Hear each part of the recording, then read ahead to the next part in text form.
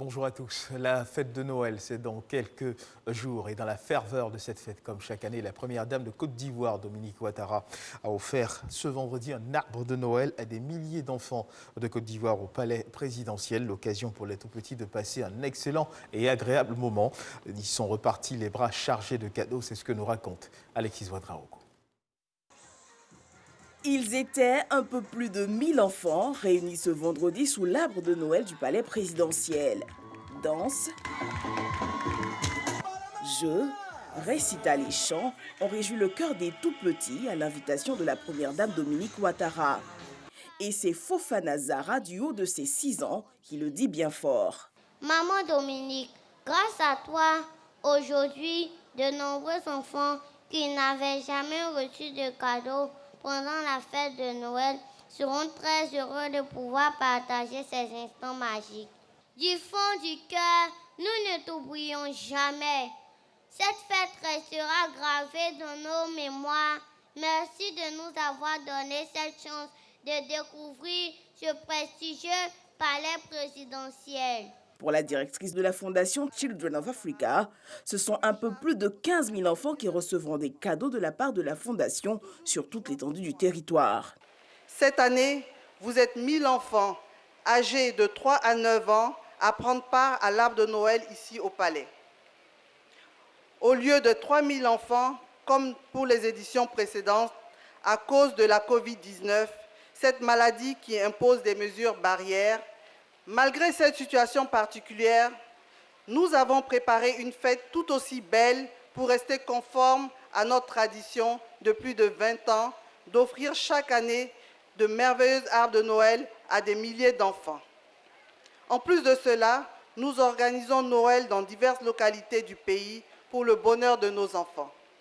La fête a pris fin avec l'arrivée du Père Noël qui a fait descendre du ciel de nombreux cadeaux pour le bonheur des tout-petits.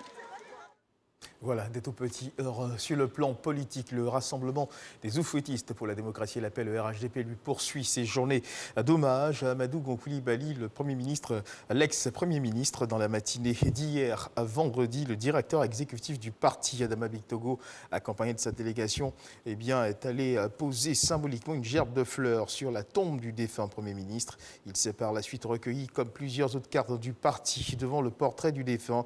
Touché par cette démarche, la famille Gon Coulibaly a traduit sa reconnaissance aux membres du RHDP avant de les inviter à l'union sacrée autour du président Alassane Ouattara. En visite de travail au Mali depuis le 16 décembre dernier, le directeur général de la RTI, Fousseni Dambélé, a rencontré son homologue de la télé publique malienne, Salif Sanogo, mais aussi et surtout le ministre de la Communication et de l'Économie numérique, le docteur Amadoune Touré.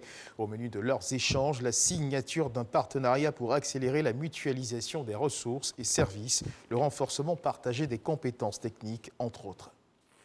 Et toujours dans l'actualité internationale, mais on reste au Mali, la grève lancée par l'UNTM, l'Union nationale des travailleurs du Mali, s'est achevée hier, à vendredi 18 décembre. Pendant 5 jours, les Maliens ont été appelés à cesser le travail, un mouvement qui a été bien suivi selon la première organisation syndicale du pays. Il n'y a eu aucune communication des autorités sur le sujet, rappelant que l'UNTM s'était retiré mardi soir des négociations entamées avec le gouvernement après des propos tenus par le président Bandao jugés insultants. Le syndicat est finalement revenu vendredi à la table des négociations. Et puis en Centrafrique, la situation sécuritaire s'est fortement dégradée hier vendredi dans le pays à 9 jours de l'élection présidentielle et des élections législatives. Plusieurs localités de l'ouest du pays ont été attaquées par des membres de divers groupes armés selon les Nations Unies. La MINUSCA qui a déployé d'importants renforts et se dit en alerte maximale dans d'autres régions, y compris dans la capitale Bangui.